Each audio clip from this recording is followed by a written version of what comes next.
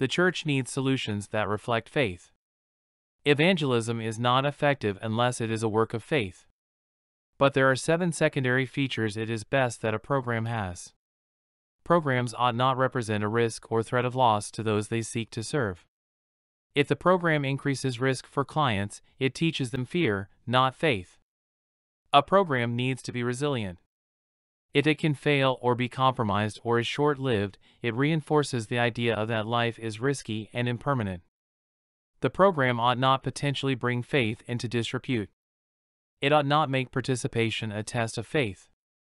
Programs must require little or no investment. Demand for more than people have makes the program a test of faith, increasing client risk. Programs need to be customizable to the needs, location, and situation of the client. The more demands on the client, the more like a test of faith the program becomes. The program must be adjustable to fit the needs of the people and places in which it is to operate during its operation. It must be fully downloadable onto the client. But mostly the program must not transfer trust from the people of God to the state nor inadvertently promote the secular state. If the program becomes unstable or a risk to its clients, the state will become involved, making the church appear to be a source of risk and the state something clients can trust.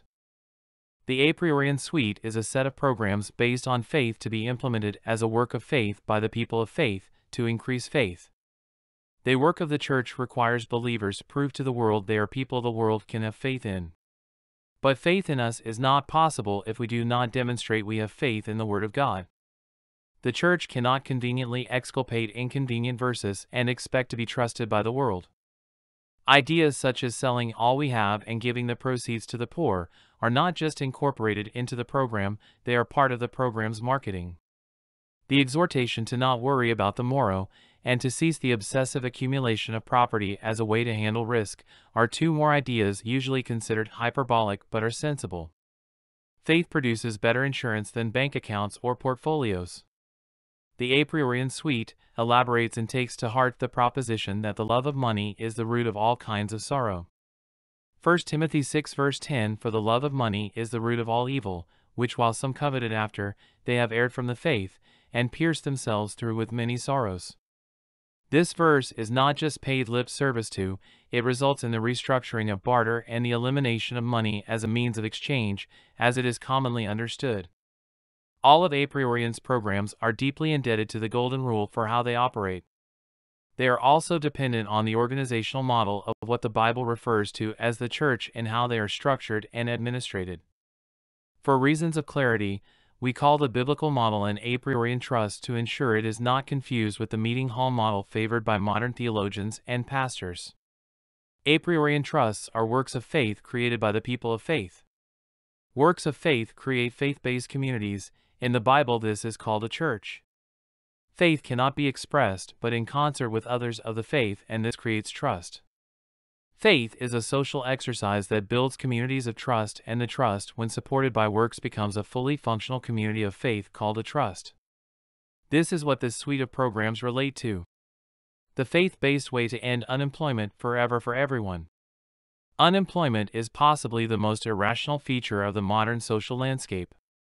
If we were to imagine the most illogical situation possible, at its heart would be the unemployed. In a world where everyone eats, what is more absurd than joblessness? What is employment but people helping people? The implication behind employment is that we are better at one thing than others. All the economy needs is a way to track the value of the help we give and get. By dividing the economy into 12 sectors, each focused on a specialty, all persons are employed by one of the sectors. All persons work within a sector, and each sector trades goods and services with the other sectors. This creates an economy of full employment. The program is capitalized by donations of assets made to a trust. The trust credits the depositor's preferred share account with credits equal to the value of the investment made. The trust pays those who help others with preferred shares deposited to their account. Those who are assisted pay for the help by having their preferred account debited. In the way anyone in the trust can get help and anyone in the trust can give help, and this is the definition of full employment.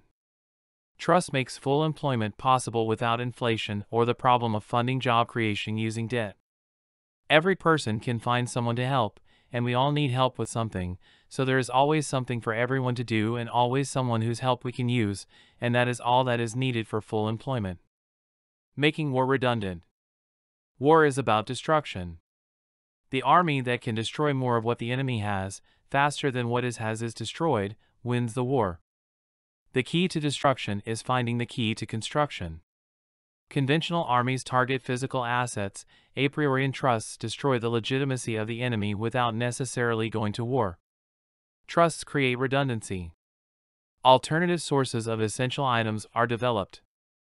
The enemy is ostracized by the trusts. All trade with the enemy ceases.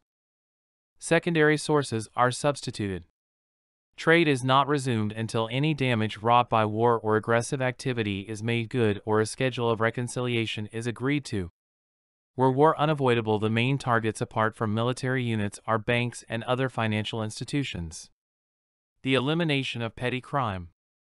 Major crime is left with the established system. However, conventional jurisprudence is ill-equipped to deal with nuisance crimes. How many people, services, and offices does it take to deal with one unruly punk caught shoplifting? The responsibility for dealing with disruptive citizens belongs to the community. There has to be norms, but it is not a norm unless it is maintained. The norm is an account in good standing. The a priori trust has the responsibility of reconciling the accounts in its ledger. The first step is taken in faith. The plaintiff goes to the accused with the details of the issue and seeks a resolution. If a resolution is not forthcoming, the plaintiff goes to a third party called an adjudicator. If the adjudicator cannot resolve the situation, the matter is taken up in a court of citizens who adjudicate the matter and render a verdict. The citizens' court issue a reconciliation petition under which reconciliation can be achieved and citizenship in the trust reinstated. If there is no resolution of the matter in the allotted period, the accused is ostracized and ultimately banished, and citizenship permanently revoked. A citizen court has the power to credit the plaintiff any damages awarded by the court. The guilty is given a schedule according to which the award is to be liquidated. If the guilty abides by the schedule, he or she regains full citizenship.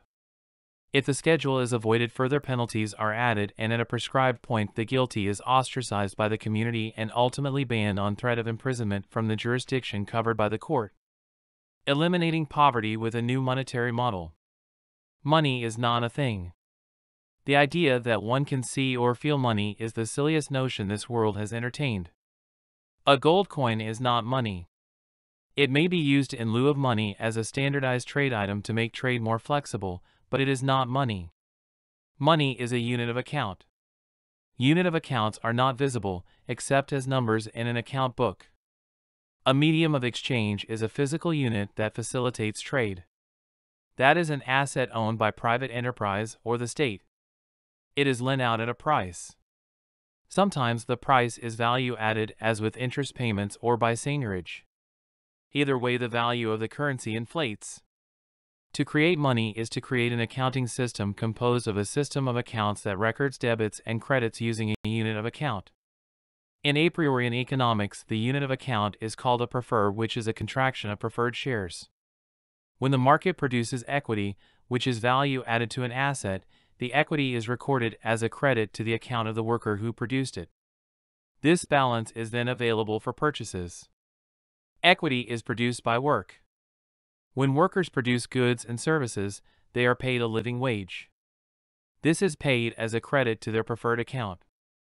Thus, there is no inflation, and the economy is stable without inflationary cycles. Eliminating taxation, inflation, and the state. Only barter has no inflation. Every dollar of taxation and every dollar printed and every dollar of debt produces inflation. That is an absolute and invariable fact.